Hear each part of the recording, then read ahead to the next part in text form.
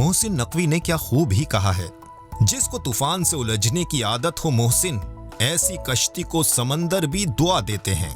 اس میں کوئی شک نہیں کہ اگر اپنے عزم اور حوصلے کو مستحکم رکھ کر منزلوں کی طرف قدم اٹھائے جائیں تو منزلیں خود آپ کے استقبال کی منتظر رہتی ہیں۔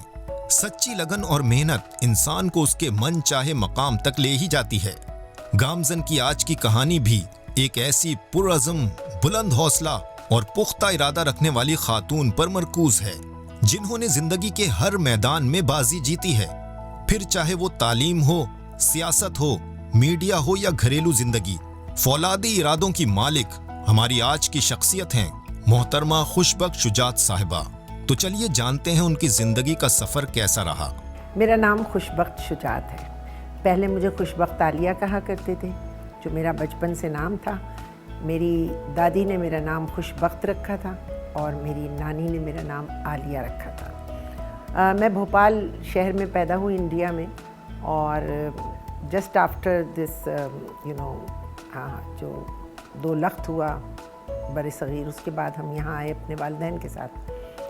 لیکن میں یہاں یہ ضرور کہوں گی کہ جب میں نے ہوش سنبھالا یہاں پاکستان میں، اور خاص طور سے کراچی میں ہی میں رہی، تو مجھے یاد ہے کہ بچپن سے میرے والدین اس ہجرت کا ذکر کرتے رہے جو ہجرت کاٹ کے وہ آئے تھے، کیونکہ وہ تو ایک سفر طے کر کے آئے تھے نا، تو اس سفر کا وہ ذکر کیا کرتے تھے، اور اس ذکر میں ہمیں پوری ہسٹری یاد ہو گئی، ہمیں پورا جغرافیہ پتہ چل گیا بر صغیر کا، ہمیں سارے مصائب اور آلام کا پتہ چل گیا، ہمیں پتہ چلا پاکستان ان لوگوں کے لیے کتنا اہم تھا، کتنا بڑا معجزہ تھا، کتنی بڑی ضرورت تھی۔ تو وہ ہمارے دل کے اندر، ہمارے روح کے اندر وہ پاکستان انہوں نے اتار دیا، میں یہ کہوں گی۔ مجھے یاد ہے جب میں اسکول میں پڑھا کرتی تھی، اس زمانے میں جو میرا گھر تھا اس میں جو کتابیں رکھی تھیں، اس میں قرآن حکیم کے ساتھ علامہ اقبال بھی رکھے ہوتے تھے، نہج البلاغہ بھی رکھی ہوتی تھی، اس میں سیرت النبی سر فہرست، اور اس کے ساتھ ساتھ تمام شعراء کرام اور تمام تحریک پاکستان کے نامور لوگوں کے قصے، کہانیاں۔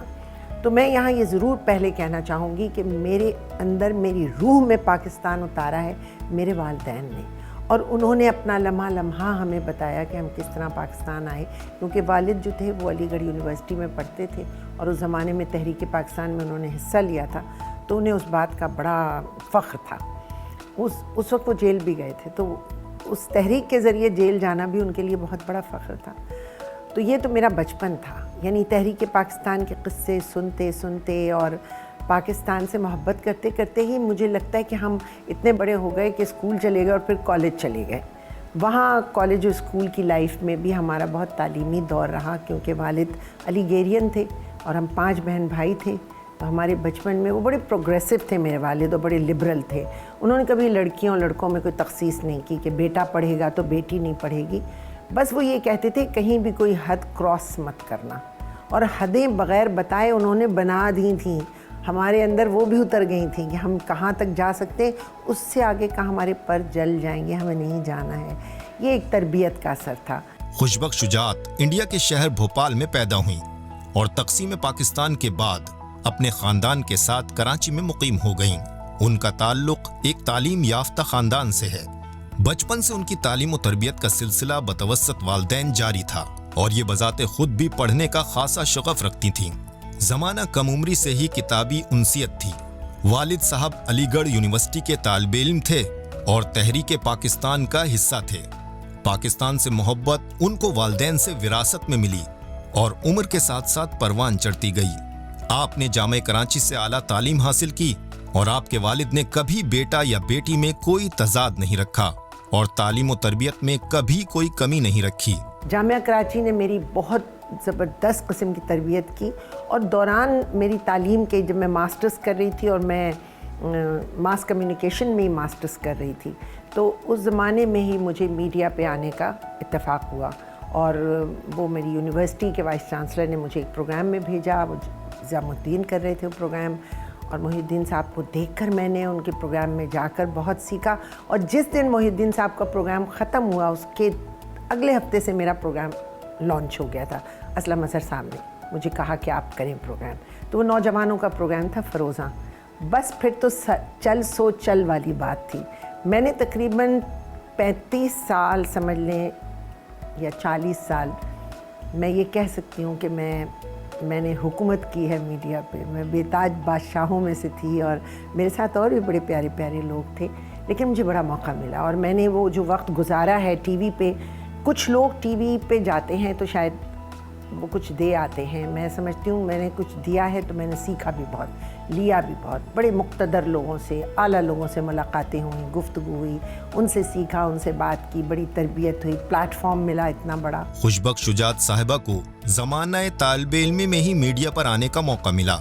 जामे कराची के वाइस चांसलर की ख्वाहिश पर जिया मुइनुद्दीन साहब के प्रोग्राम पर पाकिस्तान टेलीविजन पर जाने का इत्तफाक हुआ और फिर उसके बाद से खुद के प्रोग्राम जो कि नौजवानों के हवाले से था, उसके बाद तो मीडिया पर काम का ताना बाना बन गया और तकरीबन 35 से 40 साल के अरसे तक आपने अपनी सलाहियतों का जौहर मीडिया पर मनवाया। आपकी शाइस्ता गुफ्तगू, नफीस उर्दू और बावजन लहजे ने आपकी मकबूलियत में भरपूर इजाफा किया और आपके मद्दाहों को आपकी शख्सियत और लबो लहजे ने बहुत मुतासिर किया और खुदा ने आपकी शोहरत और कामयाबी को एक नई उड़ान अता की।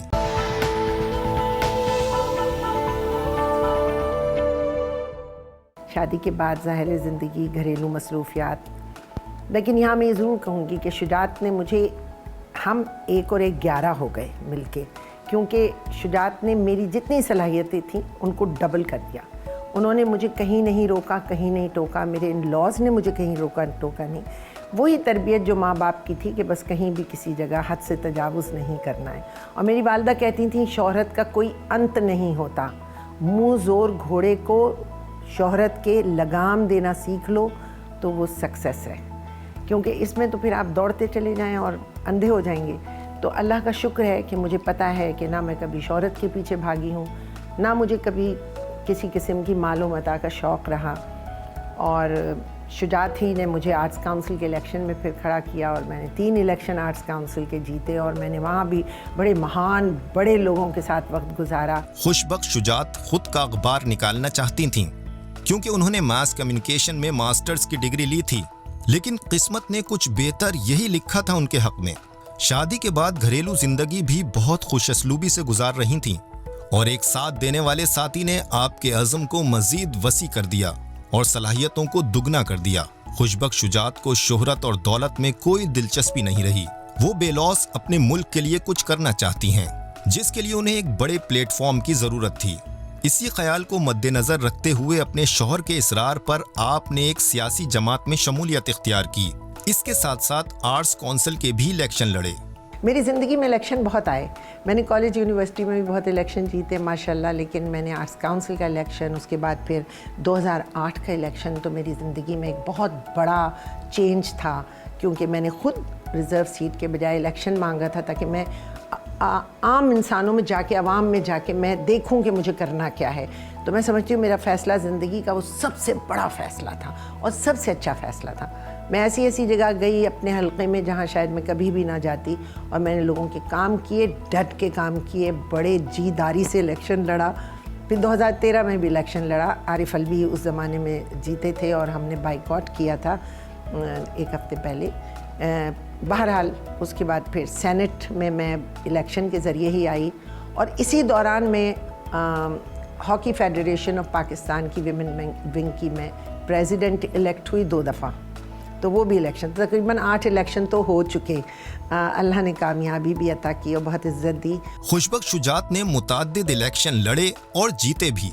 सियासी जमात में शमूलियत का फैसला लोगों की मदद और खिदमत खल्क करने की नीयत से लिया था। उनके दिल में पाकिस्तान और पाकिस्तानियों के लिए मोहब्बत और एहसास उनको अपनी पार्टी से मुंसलिक होने के बाद मजीद बढ़ गया था। सेनेट में भी इलेक्शन के जरिए आईं और पाकिस्तान हॉकी फेडरेशन वुमेन की सदर भी इलेक्शन जीतकर मुंतखब हुईं। उनकी अनथक मेहनत और काविशों ने उन्हें लोगों के दिलों में जगह दिलाई और ये कामयाबियों का सफर अपनी मेहनत और लगन से तय करती गईं, और आज भी उनके हल्क़े अहबाब के लोग अपने मसाइल के हल के लिए उनको याद करते हैं और ये हर मुमकिना कोशिश करती हैं कि अपने लोगों के काम आ सकें। 1997 में मैंने स्कूल स्टार्ट किया, आज उसे 26 साल हो गए हैं। मैं अपने स्कूल को 26 साल से रन कर रही हूँ اور وہ پری نرسری سے میٹرک تک کا ہے، اور اب میں کالج کھولنے جا رہی ہوں۔ اس سال میں نے کالج کا اجرا کیا ہے، اس کا نام میں نے دی لیڈرشپ کالج رکھا ہے، بچوں کو لیڈرشپ کے لیے تیار کرنا ہے۔ تو اس اسکول کھولنے کے بعد آرٹس کاؤنسل کے الیکشن، اس کے بعد پولیٹکس میں قدم رکھتے ہی الیکشن۔ انہوں نے ہمیشہ میرٹ کی بنیاد پر ہی اپنے کیریئر کو پروان چڑھایا۔ اپنے حلقے میں تعلیم کو بہتر بنانے کے لیے اسکول کا افتتاح بھی کیا۔ اپنے اسکول میں وہ طالب علموں کی تعلیم و تربیت کو لے کر انتہائی سنجیدہ ہیں، اور وہ چاہتی ہیں کہ صرف کتابوں تک تعلیم نہ رہے بلکہ ان کی شخصیت، گفتگو اور عمل میں بھی ان کی تعلیم کا عنصر نمایاں ہو۔ اس سلسلے میں 26 سال بعد اب وہ اپنے کالج کا افتتاح بھی کرنا چاہتی ہیں اور اس سلسلے کو یونیورسٹی کے قیام تک لے کر جانا چاہتی ہیں۔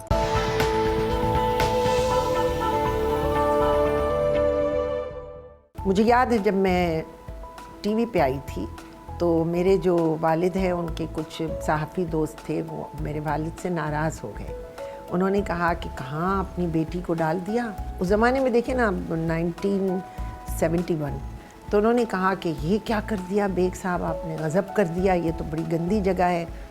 تو میرے والد نے کہا کہ مجھے اپنی تربیت پہ ناز ہے اور مجھے یقین ہے کہ جو میں نے سکھایا ہے یہ وہاں جا کے بھی وہی کریں۔ تو مجھے یہ ہمیشہ احساس رہا کہ میرے والد مجھے دیکھ رہے ہیں۔ پھر یہ بھی احساس رہا کہ میرے بڑے بھائی جو میرے مینٹور تھے ان کی نگاہ ہے مجھ پہ۔ تو اس کے بعد میں یہ کہوں گی کہ میں نے تعلیمی میدان میں جب قدم رکھا تھا 1997 میں پڑھانے کے لیے، تو میں نے نوٹ کیا کہ سب سے بڑا میدان یہی ہے جس پہ ہمیں کام کرنا ہے، جس پہ ہمیں محنت کرنا ہے، جس پر محنت ہم نہیں کر پا رہے ہیں، جس پہ کام نہیں ہو پا رہا ہے۔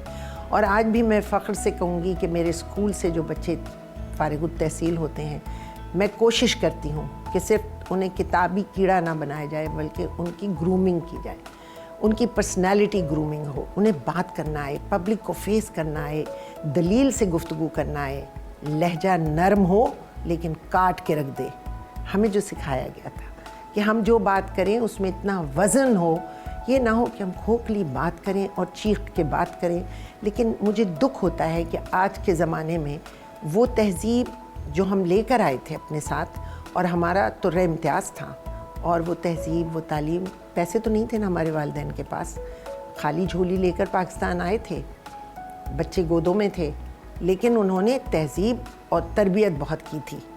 مجھے آج یہ دکھ ہوتا ہے کہ لوگوں کے پاس شاید ڈگریاں زیادہ ہو گئی ہیں، بہت زیادہ پڑھائی ہو گئی ہے، لیکن تربیت کا عنصر جو ہے وہ آہستہ آہستہ کم ہوتا چلا جا رہا ہے۔ میں اس پہ کام کر رہی ہوں۔ میں چاہتی ہوں تعلیم اور تربیت دونوں ساتھ ہوں اور بچوں کی پرسنالٹی گرومنگ ہو، اور اسی لیے میں اب کالج کا آغاز کر رہی ہوں تاکہ کالج میں جو ٹین ایج کے بچے آتے ہیں ان کے اوپر ہمیں وقت دینے کی بہت ضرورت ہے۔ انہوں نے زندگی میں چیلنجز لیے اور ایک مثال قائم کی۔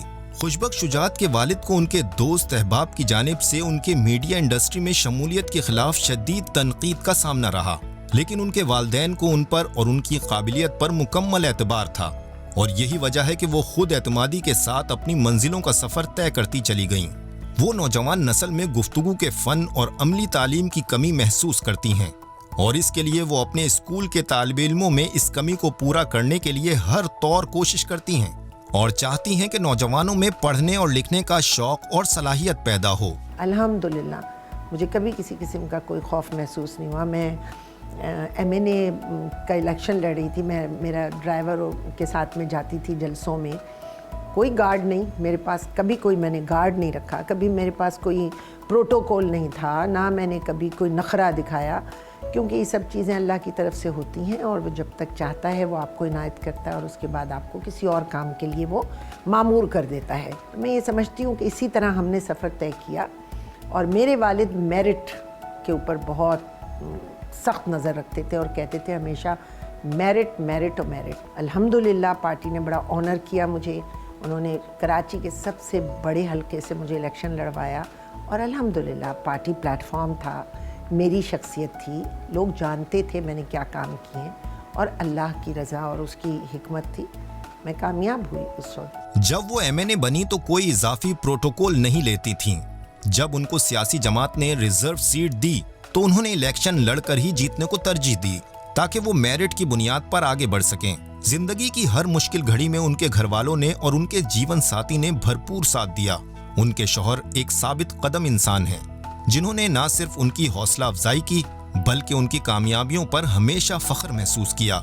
उनकी जिंदगी एक मिसाल है उन खवातीन के लिए जो जिंदगी में कुछ करना चाहती हैं और आगे बढ़ना चाहती हैं। अल्हम्दुलिल्लाह मुझे 2003 में हुकूमत पाकिस्तान की तरफ से मुझे तमगा इम्तियाज़ दिया गया और 2010 में मुझे सितारा इम्तियाज़ मिला हुकूमत पाकिस्तान की तरफ से। शुजात को भी सितारा इम्तियाज़ मिला है और शायद हमारी फैमिली का बड़ा ऑनर रहा ये कि इस साल मेरी बेटी को जो आर्किटेक्ट है उन्हें भी सितारा इम्तियाज़ मिला है, जो पाकिस्तानी मसनूआत को वो बहुत ज़्यादा फ़रोग़ देती हैं। तो ये 3 अवार्ड हमारे ख़ानदान में आए जो हुकूमती सतह के हैं, ये हमारे लिए बड़े ऑनर की बात है। खुशबख्श शुजात ने अपने अज़म और इरादों से एक मिसाली खातून होने का सबूत दिया है। इसके साथ साथ आने वाली नस्लों के लिए भी एक राह उजागर की है कि किस तरह मेहनत और लगन के साथ अपनी सलाहियतों की थाप बिठाई जा सकती है। उनकी कौमी खिदमात को सराहने के लिए उनको हुकूमत पाकिस्तान ने 2003 में तमगा इम्तियाज़ और 2010 में सितारा इम्तियाज़ से भी नवाजा।